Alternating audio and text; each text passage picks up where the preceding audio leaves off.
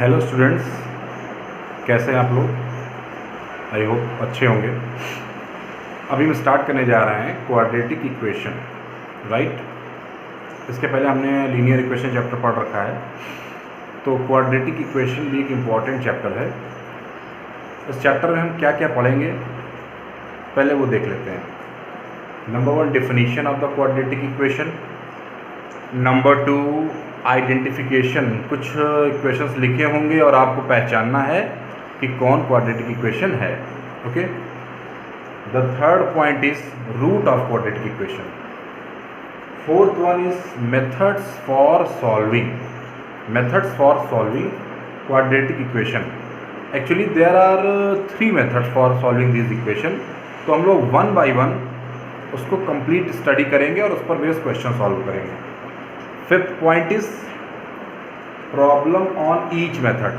जो मैंने अभी कहा कि हम लोग एक एक मेथड पर प्रॉब्लम डिस्कस करेंगे, ठीक है। Sixth one is discriminant.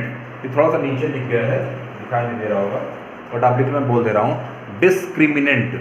Discriminant. और एक और है इसी पर, 7वां पॉइंट, वो क्या है? Nature of root.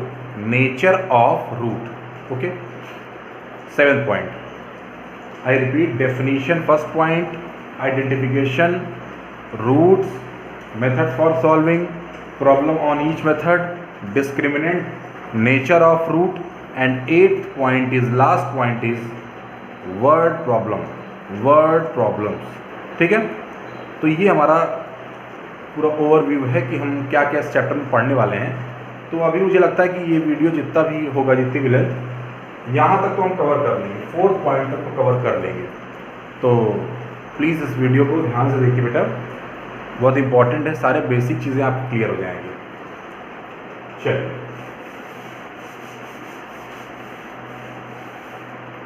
The first point is definition. Quadratic equation है क्या, इसे कैसे डिफाइन करेंगे? तो आपने 9th क्लास में एक चैप्टर पढ़ रखा है, दैट इज़ पॉलिनोमियल्स। पॉलिनोमियल्स पढ़ा है, सबने पढ़ा है। क्या होता है polynomial? Polynomial is a type of an algebraic expression where the power of variable और the exponent of variable is always whole number. जो वेरिएबल की पावर होती है वो क्या होती है? होल नंबर होती है। और उसी में आपने एक चीज़ पढ़ी, degree. The highest power of the variable in the given polynomial, the highest power of the variable in the given polynomial is known as degree of the polynomial. So I write a polynomial like ax square plus bx plus c, ax square plus bx plus c, where we know a and b are constant not variable। a and b are constant not variable। ध्यान देना बेटा, a और b क्या है? Constant है। और ये polynomial किस में है? ये पॉलिनोमियल x में है। किस में है? x में है।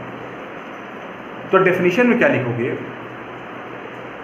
If we equate the polynomial, note करिए, if we equate the polynomial of the form ax square plus bx plus c, if we equate the polynomial of the form ax square plus bx plus c to 0, then we get what? Then we get ax square plus bx plus c is equal to 0. If we equate the polynomial of the form ax square plus bx plus c to 0, then we get an equation ax square plus bx plus c is equal to 0 is known as quadratic equation। is known as quadratic equation। हमने quadratic polynomial को 0 से equate किया, बीच में equal का sign आया, तो ये पूरा जो एक्सप्रेशन बना, जो पूरा एक फॉर्म बना, ये क्या है? Quadratic equation, right. अब इसके डेफिनेशन हम प्रॉपर कैसे लिखेंगे उसको समझ लेते हैं। लिखिए, an equation is in the form of, an equation is in the form of a x square plus b x plus c is equal to 0। An equation is in the form of ax square plus bx plus c is equal to 0 is known as quadratic equation। is known as quadratic equation।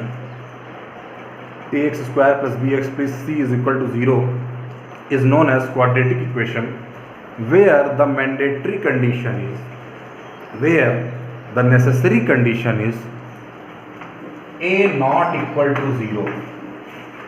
एक necessary condition है इस equation के साथ, क्या है? a not equal to 0। अगर a 0 हो गया तो क्या होगा, देखते हैं क्या होगा। अगर बेटा यहाँ पर a 0 हो जाएगा तो इसका मतलब ये पूरा टर्म 0 हो जाएगा। क्यों? क्योंकि 0 into x square, 0 into x square कितना होना चाहिए? 0। So 0 plus b x plus c is equal to 0। So b x plus c is equal to 0 and this is not a quadratic equation. You know this is a type of linear equation बेटा। So यहाँ पर quadratic का concept ही खत्म हो गया अगर आपने a को 0 कर दिया। तो ध्यान रखना एक्स स्क्वायर का जो कोफिशिएंट है, कोफिशिएंट मतलब जो जिसके साथ वो मल्टीप्लाई हो रहा है, एक्स स्क्वायर का जो भी कोफिशिएंट है वो कभी भी 0 नहीं होना चाहिए। b और c 0 हो सकते हैं और नहीं भी, ये कोई ज़रूरी नहीं है। b और c के 0 होने या ना होने से इसके क्वाड्रेटिक इक्वेशन होने पर कोई फ़र्क नहीं पड़ता है, ठीक है ना। एग्जाम्पल देखते हैं, एग्जाम्पल, चलिए एग्जाम्पल लेते हैं। ओके देखिए, 3x square plus 4x minus 2 is equal to 0, x square minus 9x plus 4 is equal to 0, 3x plus 4x square plus 2 is equal to 0। ये सारे के सारे क्या आप देख पा रहे हो? क्वाड्रेटिक इक्वेशन है। These are the quadratic equation. आप कहोगे सर क्वाड्रेटिक क्यों है? क्वाड्रेटिक होने की बस एक ही कंडीशन है, जो हमारा स्टैंडर्ड फॉर्म है। स्टैंडर्ड फॉर्म क्या है? स्टैंडर्ड फॉर्म ये है a x square plus b x plus c is equal to 0, वो होना चाहिए। तो देखो यहाँ पर ए एक्स स्क्वायर, ए की जगह पर क्या है? 3 है, बी की जगह पर 4 है, सी की जगह पर -2 है, ये है ना। यहाँ पर देखिए ए की जगह पर क्या है? क्या ए है नहीं क्या यहाँ? बिल्कुल ऐसा नहीं है, ए 1 है। एक्स स्क्वायर के साथ किसका मल्टीप्लाई हो रहा है? 1 का मल्टीप्लाई हो रहा है बेटा। तो a is equal to what? 1, b is equal to -9 and c is equal to 4। यहाँ पर देखिए, अब आप कहोगे सर 3x और फिर 4x स्क्वायर है। तो एक काम करिए, सबसे पहला काम आपका क्या होता है? दिए हुए इक्वेशन को स्टैंडर्ड फॉर्म में कन्वर्ट करो। अगर वो कन्वर्ट हो जा रहा है तो क्वाड्रेटिक इक्वेशन होगा, और नहीं हो पा रहा है तो फिर वो क्वाड्रेटिक इक्वेशन नहीं होगा। देखो बेटा कैसे, जैसे मैंने लिखा 9x minus 4 plus 4x square minus 2 is equal to 0। तो पहले कौन सा टर्म आना चाहिए? पहले स्क्वायर वाला टर्म आना चाहिए ना। तो पॉलिनोमियल लिखने का सही तरीका क्या है? पॉलिनोमियल लिखने का सही तरीका ये है कि हाईएस्ट पावर से लेके आप डिक्रीजिंग ऑर्डर में चले जाओ। इसका मतलब सबसे पहले हाईएस्ट पावर, फिर उससे कम, फिर उससे कम, फिर उससे कम, और लास्ट में सबसे कम। तो इस पूरे क्वाड्रेटिक इक्वेशन में, या इक्वेशन छोड़ो, इस पॉलिनोमियल में हाईएस्ट पावर कितनी है? x की 2 है, तो उसे सबसे पहले लिखो ना, 4x स्क्वायर, फिर क्या है? 9 है ना, ये x है तो प्लस 9x और -2 इज इक्वल टू 0। देखो ये सही ऑर्डर में आ गया। अब ये सही तरीके से लिखा हुआ है और आप स्टडी कर पा रहे हो कि ये क्वाड्रेटिक इक्वेशन है। और अगर ये क्वाड्रेटिक इक्वेशन है तो यहाँ पर a की वैल्यू 4, b की वैल्यू 9, c की वैल्यू 2। क्लियर है? अब चलिए चलते हैं, हम क्वाड्रेटिक इक्वेशन को पहचानना है। कैसे पहचानेंगे कि कोई दिया हुआ इक्वेशन क्वाड्रेटिक इक्वेशन है या नहीं? Suppose we have expression x minus 2 x plus 1 is equal to x square plus 3। ये इक्वेशन आपको दिया हुआ है और पूछ रहा है कि क्या ये क्वाड्रेटिक इक्वेशन है या नहीं। बेटा बिना एक्सपैंड किए, बिना ओपन किए, आप इस एक्स स्क्वायर को देख करके ये ना कहना कि ये क्वाड्रेटिक इक्वेशन ही है। मेरी बात समझ पा रहे हैं आप? इस एक्स स्क्वायर को देखकर आप ये बिल्कुल मत कहना। पहले से एक्सपेंड करो, एक्सपेंड करने के बाद अगर ये क्वाड्रेटिक इक्वेशन के फॉर्म में आ रहा है तभी ये क्वाड्रेटिक इक्वेशन होगा, अदरवाइज नहीं। ठीक है, तो चलो एक्सपेंड करते हैं बेटा। देखो यहाँ पर x square plus x minus 2x minus 2 is equal to x square plus 3। ठीक है, एक्स स्क्वायर इधर भी है, एक्स स्क्वायर इधर भी है, कैंसिल हो गया। क्या बचा? यहाँ पर बचा minus x minus 2 is equal to 3। इसको इधर ले आओ तो minus x minus 5 is equal to 0। क्या ये क्वाड्रेटिक इक्वेशन है? नहीं, बिल्कुल भी नहीं। तो कभी भी इनिशियल स्टेज में आप ये देखकर कि वहाँ पर स्क्वायर वाला टर्म है उसे क्वाड्रेटिक इक्वेशन बिल्कुल मत कहना, आपसे गलती हो जाएगी, आपके मार्क्स कट जाएंगे। ध्यान रखिए कि मैंने क्या कहा। इनिशियल स्टेज में स्क्वायर का टर्म देख करके उसे क्वाड्रेटिक इक्वेशन बोल देना ये गलत है। पहले आप प्रॉपर उसे एक्सपेंड करो। एक एग्जांपल हम और लेते हैं, चलिए।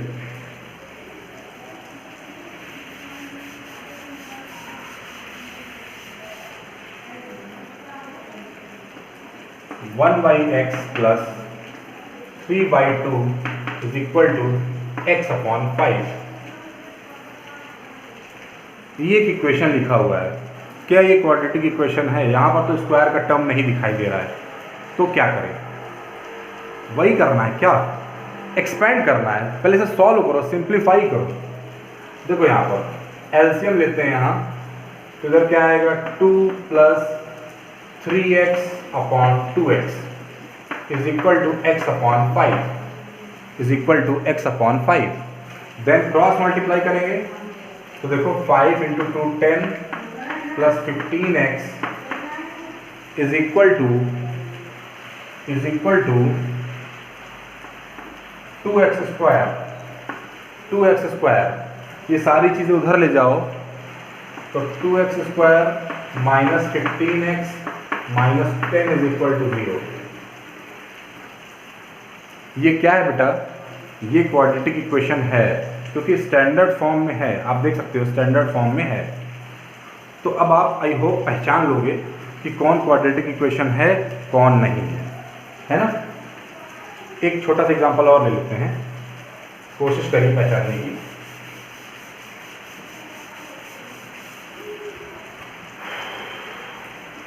√3x square plus 4 is equal to 0। क्या ये क्वाड्रेटिक इक्वेशन है? ध्यान देना, रूट केवल यहाँ पर लगा हुआ है। चलो स्टैंडर्ड फॉर्म से कंपेयर करते हैं। ax square plus bx plus c is equal to 0। ठीक है, कंपेयर करते हैं। a is equal to √3।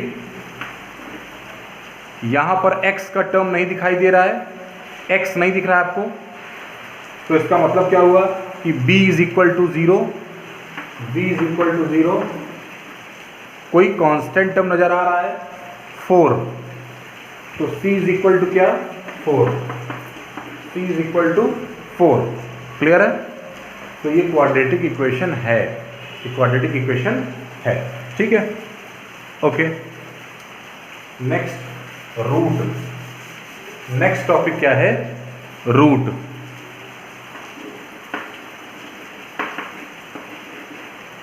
Roots of quadratic equation. बेटा रूट्स क्या होता है? Roots are the values of variable. Roots are the values of variable in equation. By putting these values in equation we got both side are equal. अगर हम इस values को equation में put करें, x की उस वैल्यू को equation में पुट करें तो हमें क्या मिलेगा? Suppose we have equation like x square minus 3x plus 2 is equal to 0। ये इक्वेशन है हमारे पास। एक्स की कोई ऐसी वैल्यूज़ लेके आओ जिसे इक्वेशन में पुट करने पर हमारे दोनों साइड क्या हो जाएं, इक्वल हो जाएं, दोनों साइड क्या हो जाएं, इक्वल हो जाएं, तो उसे हम क्या कहेंगे, रूट्स बोलेंगे। क्या बोलेंगे, रूट्स, है ना।